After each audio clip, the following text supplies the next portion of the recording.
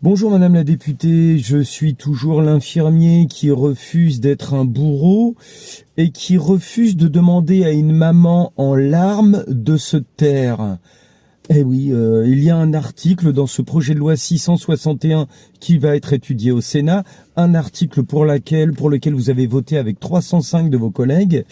Il y a un article, l'article 9, qui est pour moi l'article idéal pour créer ou sélectionner des soignants psychopathes. Je vous le lis parce que c'est intéressant, vous avez voté pour, il faut que les gens sachent. Article 9. Le jour de l'administration de la substance létale, le médecin, c'est vrai qu'il n'y a pas que moi, ou l'infirmière, l'infirmier, chargé d'accompagner la personne. Attention, c'est en 2 points. Vérifie et veille. Vérifie quoi? Vérifie que la personne confirme qu'elle veut procéder ou, si elle n'est pas en capacité physique de le faire elle-même, faire procéder à l'administration. Donc il va falloir que je vérifie. Imaginons, on a un gamin de 18 ans et 1 jour, puisque c'est dans les critères d'éligibilité à l'article 4, on en a déjà parlé. Je vérifie qu'un gamin, mettons, de 18 ans et 1 jour, qui est épileptique chronique, admettons, ok. Je vérifie qu'il est toujours ok avec le fait de procéder à l'injection, d'accord. Et surtout, je veille à ce que la personne ne subisse aucune pression de la part des personnes qui l'accompagnent pour procéder ou renoncer à l'administration. Alors, 2 questions, madame. 2 questions. Vous allez savoir, c'est vous qui avez voté ce projet de loi, c'est vous qui avez voté cet article 9, donc c'est vous qui devez avoir certainement la réponse, parce que moi je suis qu'un simple exécutant, n'est-ce pas? Je veille, je veille comment? J'ai sélectionné les personnes à l'entrée, la maman, le papa qui accompagne son gamin qui va se faire euthanasier, donc enfin injecter. Enfin, je suis celui qui doit vérifier avant d'injecter, et je suis aussi celui qui veille à qui accompagne, qui n'accompagne pas. Et lorsque la maman ou le père renifle entre 2 sanglots, quoi, je fais attention à ce que ce jeune homme de 18 ans et 1 jour, on ne peut pas dire cet enfant, hein, il est majeur, 18 ans et 1 jour, il est majeur. Je vérifie à ce qu'il ne subisse aucune pression de la part des personnes qui l'accompagnent pour procéder ou renoncer à l'administration.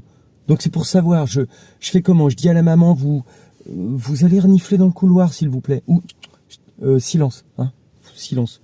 Que personne ne fasse quoi que ce soit pour faire aucune pression, quelle qu'elle soit, pour qui pourrait procéder ou au renoncement de cette administration.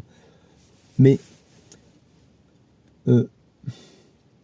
vous me demandez d'être un psychopathe, c'est ça?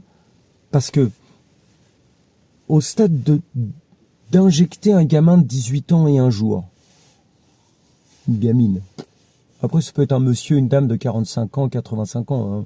Mais bon, déjà, dans la loi, 18 ans et 1 jour, faut déjà le faire, hein, être en capacité d'injecter, d'arrêter un cœur, faut déjà le faire. Hein. Mais juste avant, avoir vérifié que la personne est ok pour que je l'injecte, c'est quand même pas mal. Mais juste avant, dire aux personnes qui sont autour, vous là, hein, je veux rien entendre, ok? Vous me demandez d'être un psychopathe, on fait comment? Parce que là, tous les soignants horrifiés par votre projet de loi 661, prochainement à l'étude au Sénat, tous les soignants horrifiés, qu'est-ce qu'ils vont faire? Bah, leur carrière va exploser. Ils vont partir. Mais juste après, qu'est-ce que cette loi va faire? Elle va sélectionner les soignants qui vont rester, les soignants qui vont accepter et les soignants qui vont pratiquer. Avec quelles ailes? Où allez-vous mettre le curseur, madame? Les soignants qui vont pratiquer le respect de l'article 9. Et je vous signale qu'il y a plutôt intérêt à ce que l'article 9 soit particulièrement respecté. Sinon, le soignant injecteur, dans le cadre de l'article 122.4 du Code pénal, sera pénalement responsable. Donc si le soignant veut être détendu, il a intérêt de vérifier à ce que les participants se taisent pour ne pas risquer de faire renoncer le gamin à son injection létale.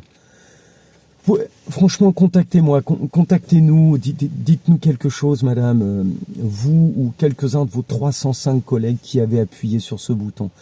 Nous allons être de plus en plus de citoyens à être particulièrement vigilants sur qui va souhaiter que nous appliquions cette horreur. Et je vous parle même pas des plus fragiles, des plus pauvres, des plus faibles, des plus abandonnés, des plus isolés. Nous, on va être là pour eux.